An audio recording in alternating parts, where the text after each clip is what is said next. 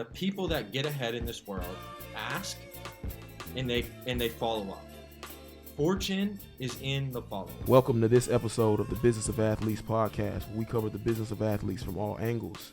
On this episode, we have the pleasure of interviewing Braden Kopp, former Vanderbilt University tight end, got his bachelor's degree in international law and legal studies. He is the co-founder and board chair of his very own nonprofit Pivots Pro, and he is the vice president and a portfolio manager at Oxbow Advisors. Braden, welcome. Great to be here, Carr. I appreciate you. Hey, man, I'm glad to have you. So, just real briefly, man, tell the audience where you're from, man. Give them a little bit of background about yourself. Yeah, so I'm from Houston, Texas. Family of 4 boys. My dad actually played for professional tennis, and my 3 younger brothers currently are all the middle 2, Miller and Anderson, are Division I basketball players at Indiana and Kansas City, and the youngest, Maddox, is a quarterback at Colorado. So, and I played with you. Our times overlap a little bit at Vanderbilt.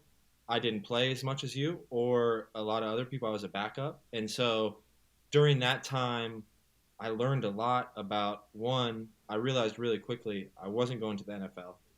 And then 2, I realized, okay, I'm going to have to figure out what to do without ball because it's my life. And so a lot of my story develops from there. And that's, I mean, I originally, going way back, I originally was a hooper. So quick tidbit, my senior year of high school, or my junior year going into my senior year, I was on the Adidas circuit playing AAU travel basketball. And I remember after finishing, we were in Indianapolis, and I was looking around at all the other kids, and I just had a good game, had 13-7 against a 5-star big. I was feeling myself, and I was watching everybody look at their phones, and they were all getting hit by coaches. And I checked my phone, and I had nothing. And I was like, you know what? I made a decision right there. I'm going to play football. And so I went from pivot. I went from 225 in that spring to starting my senior year at 275. So gained 50 pounds and ended up just playing my senior year of football and had 17 Division I offers. So, you know, I was blessed. I was lucky. I was also a 6'5" power forward that was a little mean, and guys like that on the offensive line. And so, you know, I was blessed to end up at Vanderbilt, and that's kind of how my story begins a little bit. Yeah, man, that's a powerful beginning, man. So that's a great story about your first pivot. So that leads me to my next question, man. Tell us about Pivots Pro. Tell us about the goals and you know just the things you've done with Pivots Pro. Yeah, so the idea of Pivots really started at Vandy when, you know, I was working during the summer at the Owen School of Management, the business school, and I was looking around at, okay, what are the high-paying jobs? What are people who are at Vandy or at other high-level schools, what are they going into? Consulting, investment banking, whether they're going to be a lawyer, a doctor. They're going to do something like that where whether it's more school or it's a high-paying job right out of school. And I was like, wait a second, athletes don't have access to that. And unless you have, you know, you go to an Ivy League school and you have your summers off, but us, we're there 11 months out of the year. So the brainchild, I started this accelerator program at Vandy, which brought the consulting companies and everyone to the athletes. And so Pivots kind of grew out of that into, and I went through it myself when I had to retire from football. I got my 5th concussion my senior year. And Coach Mason, who was our coach at the time, looked me in the eyes and was like, if you were my son, I don't think I would tell you not to play. And so really quickly I was like, oh shit, what do I do? And so Pivots is the brainchild and kind of the evolution of that. So I started it, officially founded it 2 years ago, incorporated it in the state of Texas. We have a nonprofit status and all that. And so the goal is helping athletes pivot after their playing days because, you know, regardless, the ball stops bouncing or whatever, it ends. And so that's kind of the origin story. Cool, man. So Give us a few of the staples of Pivots Pro, some of the pillars that you build your organization. So when you're helping these student athletes, what are you focusing on? What are the things that you're teaching them through Yeah. Pivots Pro? It's really individualistic because what's good for me or what's good for other people just it all obviously doesn't always fit. But a few things really span across. And one is networking. And that term gets thrown around a lot into what networking actually means. A man is only as strong as his network. A woman too. And and I tell the guys that I work with, because currently we had a couple interns last spring. We have four more interns planned for this upcoming fall, and then hopefully even more in the spring. So we're growing. Uh, but when you look at building your network, it gets one, it takes effort, and then two, we've talked about this a little bit. You have to be interesting, and you have to be someone that people want to help, and so I really, really work with guys on how to craft their story. With athletes, especially athletes, we a lot of times have such a good story. If people can figure out how to really spin that and apply that to whatever, it's a cheat code. Because if I go into an interview or a conversation or whatever, and you can go, oh, I did this and this and this, and I built or did this thing. And so the main thing, after the networking and after all that, that we work with people is building your body of work, building your body of work. And it's a lot easier said than done, but how you get ahead and as a man or a woman in this world is you can only stand on your accomplishments. And so if you haven't done anything, who is really going to want to help you? Right. And so, that's the effort. If you haven't done anything, you need to lead with effort and actually go do something or help somebody do something. Yeah. Yeah, that reminds me of the quote from Coach Mason. Effort is the price of admission. There you go. You There you know, those Masonisms stand true. They go. stand true. So yeah, man, you talk about effort. You talk about giving people value. So tell me how those things, how do they play into what you do now? Because you're very young and Yeah. you're in a super competitive, fast paced environment. Uh, maybe sort of explain what you're doing now, and Yeah. talk about how some of these things have helped you um, build your business, network, things like that. Just kind of go into that a little bit. Yeah. So right now I work for a registered investment advisor in Texas. So basically, what that is, that's a firm that manages families and individuals and some companies and some family offices money. And the firm I'm currently at, we work with ultra high net worth and high net worth individuals. So I'm a portfolio manager. I actively manage portfolios of business owners, and my firm brought me on to build our athlete division. So to rewind on how I got there is coming out of college, I went to Miss E, who who was our director of student services and academics. She's a legend around Vandy, and Absolutely. absolutely. And I went to her and I said about all those high paying jobs. And I said, "Can you give me a couple names of Vandy football alums that are in consulting, or that are in investment banking, are in wealth management and commercial real estate?" Because those were the four things I wanted to think about.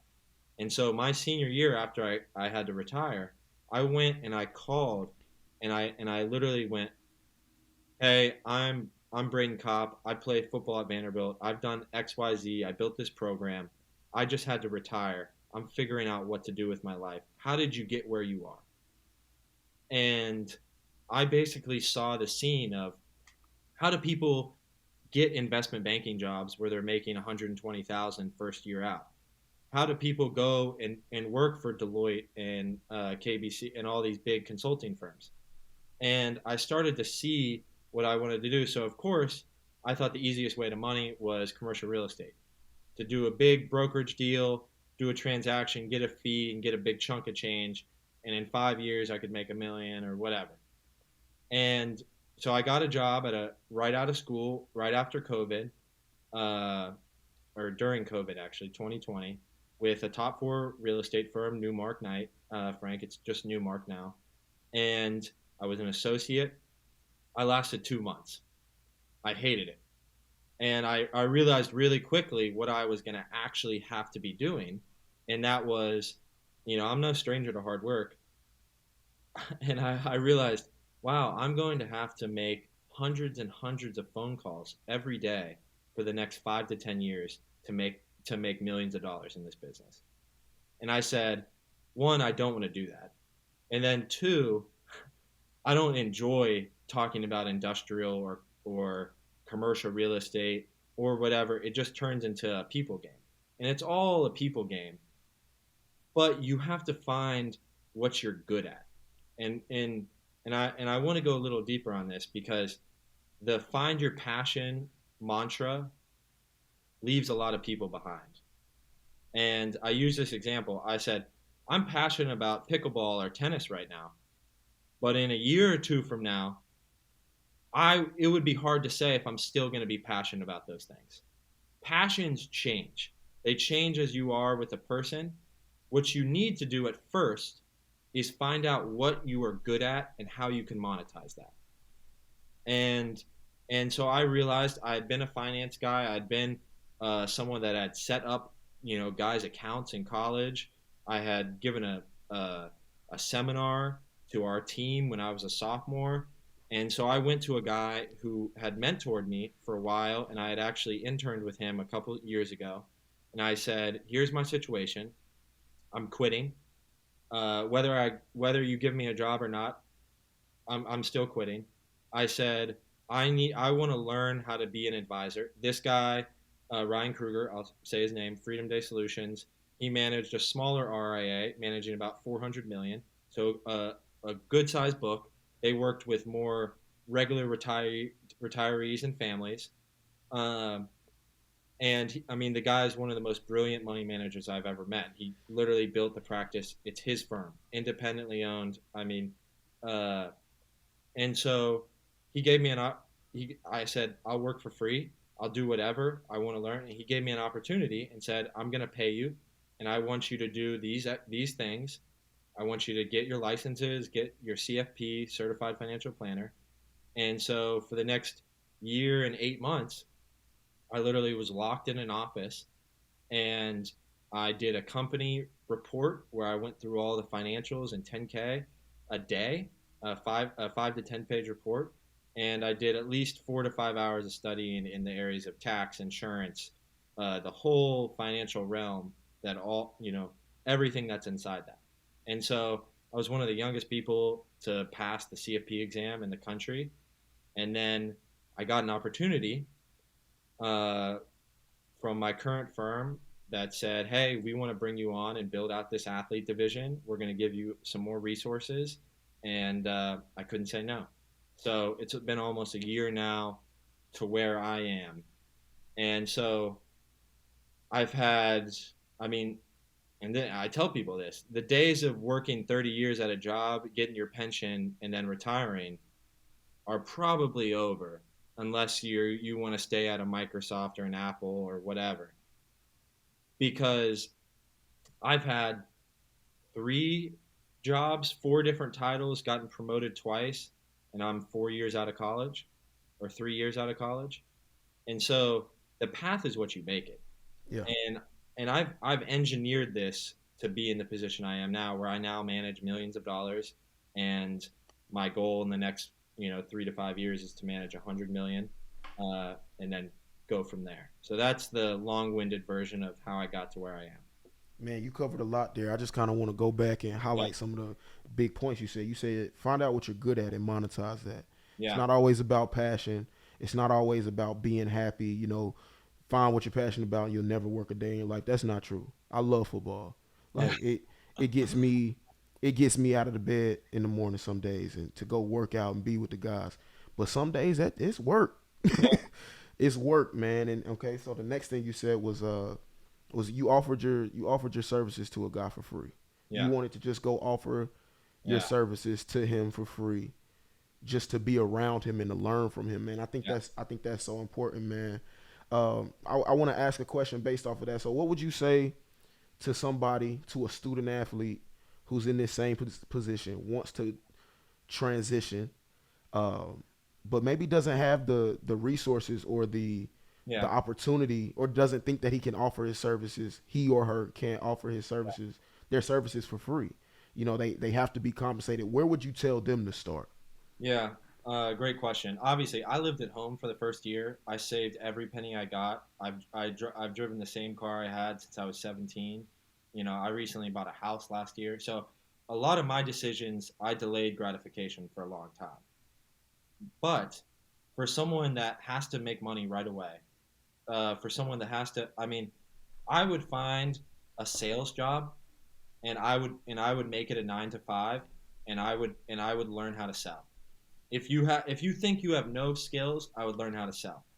And then, going back to something you just said and I said earlier, the a cheat code, an absolute cheat code and hack to accelerating your career and your earnings is to attach yourself to someone that is either doing really well or is very, very intelligent and knows the business. And so like, it's as simple as, oh, I'm interested in real estate. What type of real estate am I interested in? One, know that. Find out where you are and where you want to be, and then literally target who the best is in that area, and go and find a way, without being annoying and without being weird, to add value.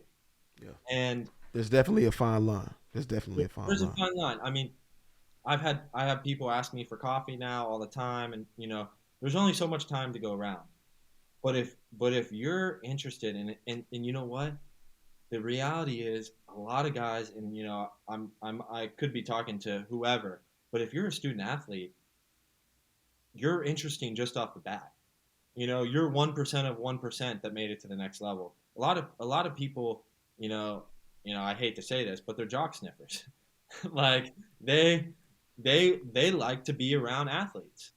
And so I would play that card as long as you possibly can. And I mean, people talk to me about it now. Oh, you played at Vanderbilt. I mean, shoot, I played in 9 games, in my career. You really think about it, I actually played on the field. And so, like, but I was on scholarship, whatever. I got my degree. I did this and that. And and so when you really, really, really look at it, it comes back to storytelling. If you can tell your story well and you show up with effort, finding someone, and whether it's real estate, whether it's finance, whether it's whatever, someone does something very, very well. And usually if you do something very well, you're making a lot of money. Yeah, And if you find those people that are making a lot of money, and you say, and you lead with effort, and you add value, and adding value, sometimes you have to get psychotic. And sometimes it's easier than you think it is. Some people don't get hit up. And so when you really reach out and you're interested and you say, hey, I want to learn, and then you go, obviously, I know you giving your time to me is this or that. It could be a lot. If you don't want to do this, tell me. But this is huge to me. yeah, If you really tell somebody that, who's not going to help you? If right. you're being genuine and honest. Uh, so I mean, hack to life. I mean, me going to Ryan Kruger and offering my services or whatever, and him accepting, it accelerated my career 5 years. There's no way I'd Absolutely. be managing the money and have the certifications and the skills that I do now without him aggressively pushing me forward. Yeah, And so that was something I'm blessed with, and it was a cheat code for me. that's Uh, dope, man. That's dope. I don't want the college guys that's eventually gonna listen to this. I don't want y'all to miss what he said though. He went to Miss E. Miss E is the goat, by the way. Shout out to Miss E. yeah, Uh, he went to Miss E and asked for names and cold calls. So he used his network that he already had. yeah, He used his academic resource center and put himself out there. He probably could have got 20 no's, Yeah. But if he got 3 yeses, those 3 yeses And probably could have here gave him a lot of free game. and here's the crazy thing. Everybody that I talked to, obviously they were interested in me because if you're I mean you're a former Vandy football player, so am I. How many guys have reached out and talked to you since you graduated? I mean, like really reached out, say, hey man, how, like whatever. Probably zero, Yeah, not too many, not too not too many. many. And so these guys were like, hey man, great to hear from you. And I mean, a couple of these guys were making millions of dollars a year, and they're taking my call right off the bat just because of the Vandy football connection. And so, and I say that obviously Vanderbilt is an elite school and has an elite network, so that creates elite people. But if you're at whatever school, a D2 school, a D3 school, which have incredible networks too, there are wealthy and successful people at every school. And a lot of them, you'll find out, are athletic donors and they give money to sports. And And their so, phone numbers on a registry, and and, it's and it's readily available to you to go get, and their yeah. email.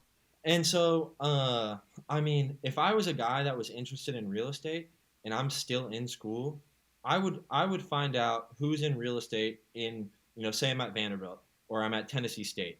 Who's doing real estate really well in Nashville?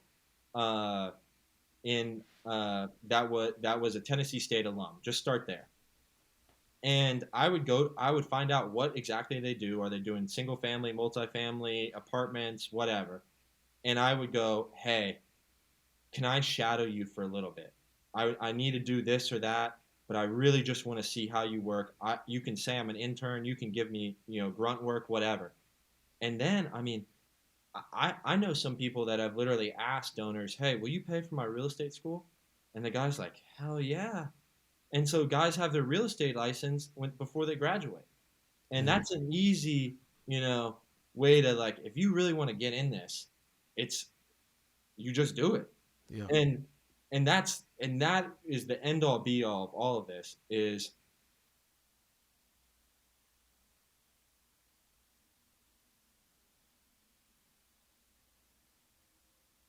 and I say Ooh, that that's a to gem myself right there, I man. say that to myself consistently. A lot of people call, but very few people consistently follow up. And so fortune is in the follow up. And obviously, don't be weird, please. Like, don't be calling people like 10 times and, like be like, I'm following, like, no, like you're going to go to jail or something. I don't know. But, but if someone's interested in you and you can tell, I'd follow up pretty consistently. And Man, that's that handwritten letters. I mean, I did all that stuff. Everybody I talked to, I had a note. I wrote, hey Michael, I really appreciate your time. I think what you said about this was great, and I'd send a handwritten note to their office. And man. I'm 22 in college, and so like just that, he gets the letter. I call him again. He's like I know this kid, Yeah, you know. yeah. Uh, That's so that's some free game of how I would go about stuff in college and how I did literally. so. We're about to switch gears a little bit. So Braden mentioned his three younger brothers, Miller, Anderson, and Maddox, earlier in the pod, and we're gonna switch gears because I know that Braden has a lot of interesting game to give on the subject of NIL. NIL stands for name, image, and likeness. It's it's the new rules that have been put in play into the NCAA for young athletes in college to gain off of their name. They can Yep. make money off their name, image, and likeness. So Braden, I want you to imagine that you're giving your brother Miller pretty big following at Indiana Yep. playing basketball. I want you to imagine you're giving him some game. What would you tell him? Like how would you tell him to manage his NIL Yeah. portfolio, his NIL life? What would you say to him? Yeah. And so just to preface everything, I work with a lot of guys in football, in basketball, in women's basketball or girls too. Uh, who you are and how marketable you are depends a lot on your situation, obviously.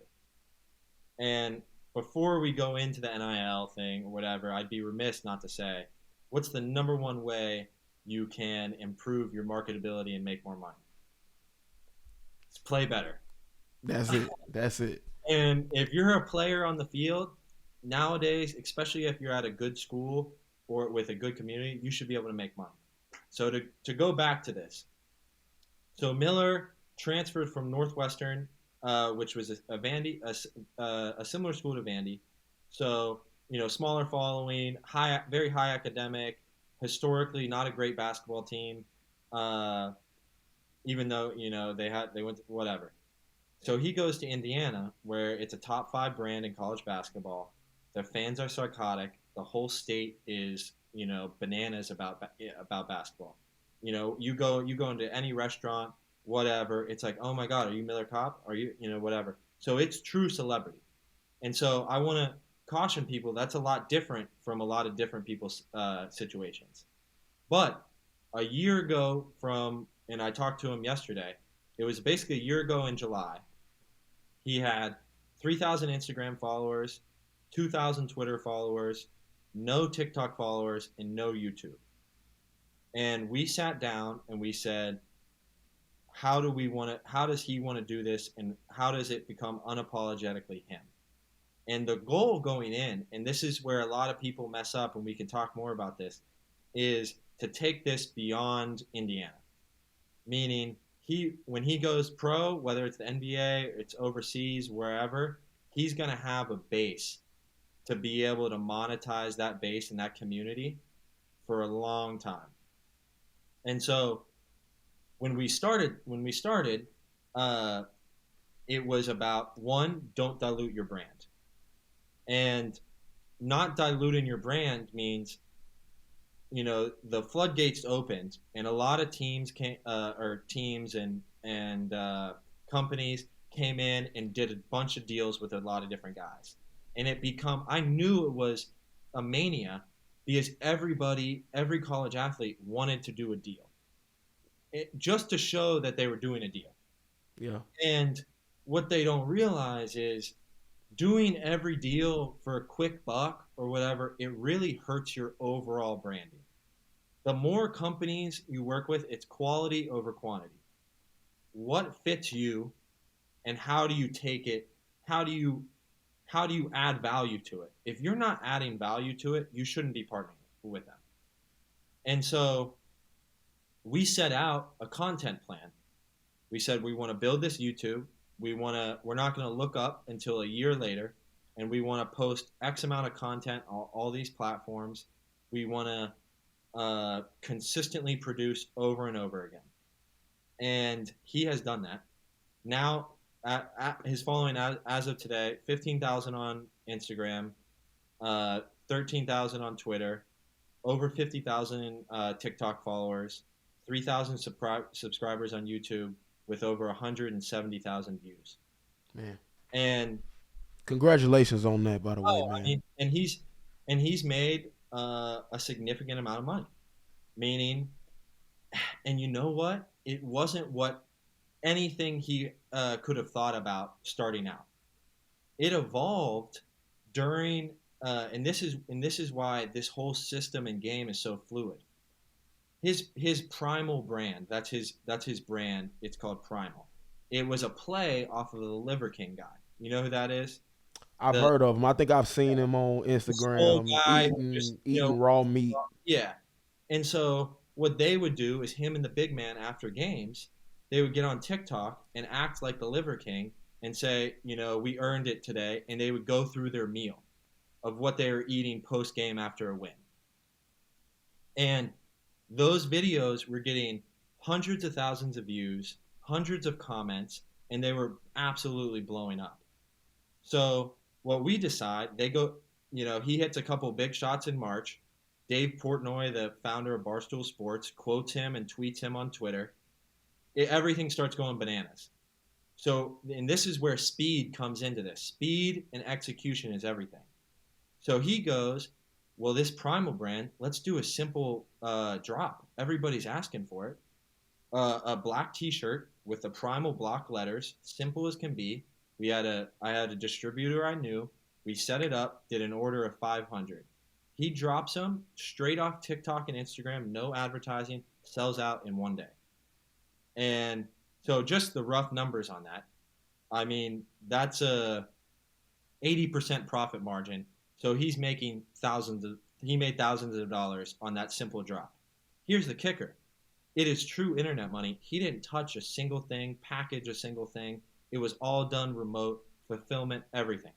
Man.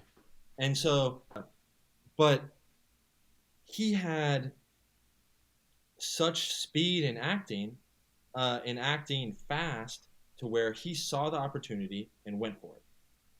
And so to backpedal, we had no idea where this was going to go, and and so that's where a lot of being an athlete and building your NIL brand is being able to take advantage of moments where you're hot, uh, and and that may not be you specifically. That may be your team. That may be a player on your team. That may be your school or whatever. And so when you consistently produce content, those opportunities arise. And here's the kicker: it has to be good content. It Yeah. can't be it can't be anything, and it has to be authentic. And because I say this all the time, people, the audience can smell inauthenticity right away. If someone is a walking billboard for other companies and all they post is ads or all they post is, hey, I just partner with this, use this code. Like, I know me just looking at him, I'm like, okay, is he even running his own page? You know? And you're like, okay, next. I don't want to see that.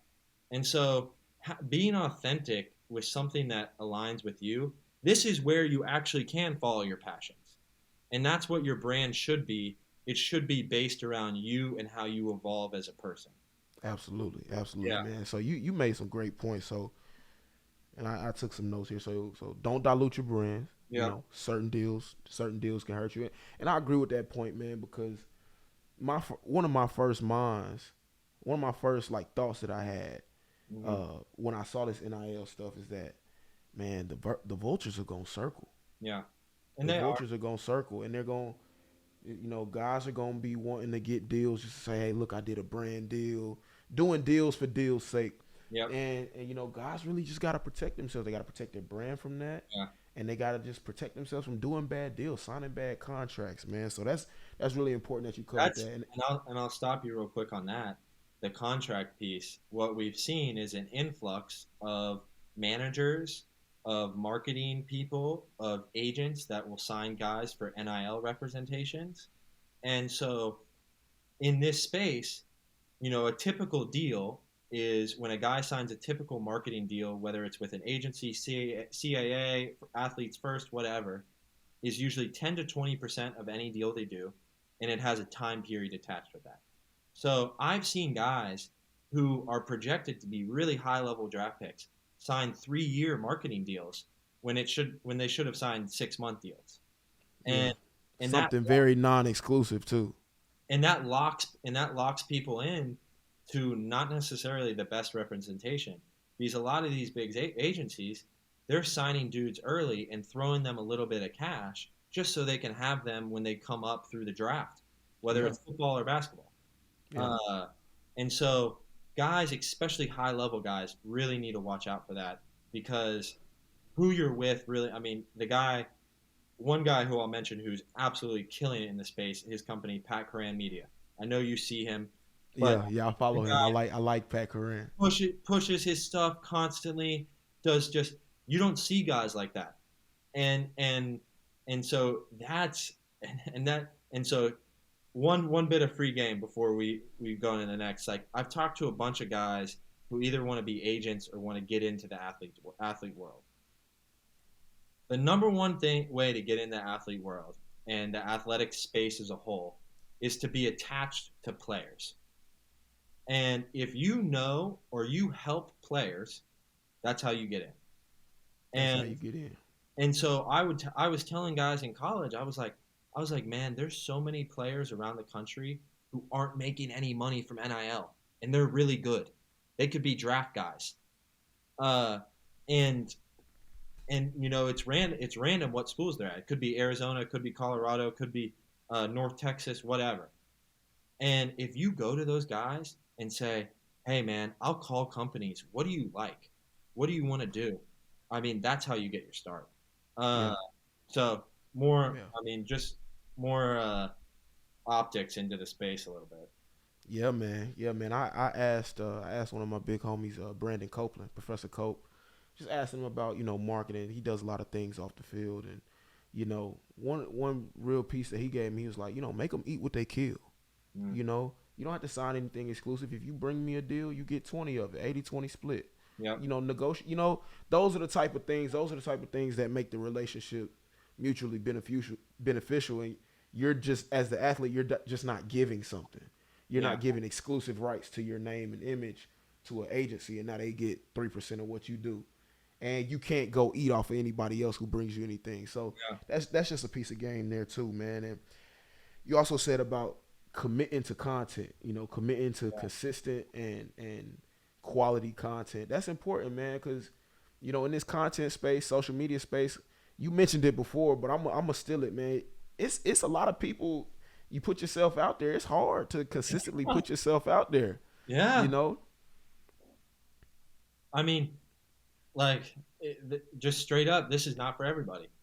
I've talked to guys and girls who are really, really good players, could play in the NBA, could play in the NFL, and I'm like, hey, man, if you go crazy, and not crazy, all I mean by crazy, you get really consistent, and you put out one how-to or one commentary video, one piece of school uh, content every week. You just do 4 content pieces a week, and then you have a video or reel here. Right now, the way to grow on Instagram is reels. You got Yep. to put out video, video, video. That's Because where, they're of trying to compete with TikTok. course. Yep. So, and half of more, I mean, I'd say 90% of guys and girls, they don't want to do it. They really don't want to do it. But And that's okay. it is. It really That's is okay. That's okay. because You know what? You know what? If you're a college athlete and you're listening to this, take if you don't want to do all of the social media NIL stuff, that's okay. yeah, Maybe your hustle is just being really good at school, yeah, getting great grades, networking. networking through that, Yep. going and getting a great job, and building wealth through other ways. You Yeah. don't have to get a brand deal. You don't have to put you know what I'm saying? Keep the main thing the main thing. You went to school to get a degree and to play your sport. Yeah. So there's nothing wrong with getting a degree Nothing at and all. playing your sport. Yeah. There's absolutely nothing wrong, man. Be I really, yourself. I really believe in that. I mean, like we started with, the number one way to make a lot of money is to be a really good player. Yeah, absolutely. Keep the Because, main thing the main thing. because regardless, if you're a really good player, and I'm talking, you're a top 2 guy on the team for multiple years, so you're a top 5 guy on the team in football for multiple years, you've built a rapport with the fan base. Usually, if you're a good person and you network well, you should be able to take that beyond college. And what Yeah. I mean by that, I say there's two sides of this NIL piece. There's guys that have their school and their community and they can monetize that really well. And there's guys that build a brand and community centered around themselves to take it past their school. And and both are honestly pretty good because we know guys, and I'm sure athletes all around the country know people that were really good players at their school, and in some way the school or the community takes care of them, and they take care of them rightly so. It's like, I mean, you look at Vanderbilt's current athletic director was a former women's basketball player, and so And there she's really good at her craft. she's really good, She's and good at so her craft. yeah, and so there's different ways to, if you really tap in, if you have a good school community, it could be at Arkansas State, it could be at Tulane, it could be at Florida Southwest Community College. If you really really lock in and be a guy that people want to cheer for and want to and then you play well, there's ways that you can be taken care of, and not taken care of, I mean just guys handing you money under the table. Right, I mean, right. actually where you can build something with that school for a long time. I mean, another guy, shout out Darius Sims, one of, an electric, kick returner, athletic guy, played with us. He's now back scouting for Vanderbilt. And Absolutely, so absolutely. and so there's stuff like that where if you really put blood, sweat, and tears into your school, you would hope, you really would hope that on the back end they would like to take care of you. Yeah, And that yeah, doesn't always happen. So that's one set of guys and girls. And I keep saying guys just because I'm a guy. Sorry. And the second subset are people that center it around themselves, and not in a bad way, more in around like my brother with Primal. He's going to be able to take that Primal way past Indiana and basketball and his YouTube community and the whole deal, way past, because it's not attached to the school. And when you leave the school or you stop playing well or whatever, a lot of that can go away. Like like say, and especially with the way guys transfer now, it's becoming, really iffy. You have to control your channel of distribution and build a community that is not centered on, the color of the jersey you're wearing or whatever. It can start that way, but you have to evolve it out of that. And part of that is being yourself. And if you're being yourself and being authentic with people and then sharing content that is you, people respond. yeah, yeah. People respond. Man, I'm gonna stop you there because there's a lot of game that you just gave that we just Yeah. kind of went into, and like you said, we're trying to build around this. This is not just a one time thing. So we're gonna break some of these concepts down. You're gonna be a regular contributor here, man, and we're gonna break this NIL stuff down along with other financial stuff that we're gonna get into. But we're gonna get that to them a little bit later, man. But I just want to wrap up and say thank you for your time on this episode. We're gonna see you next time. We're going to have a lot of great conversations, man. I'm excited about what we're about to build here, man. So thank you for your time tonight, man. A lot of stuff coming. I really appreciate you. Thank you. Hey, no doubt, man. I'll see you next time.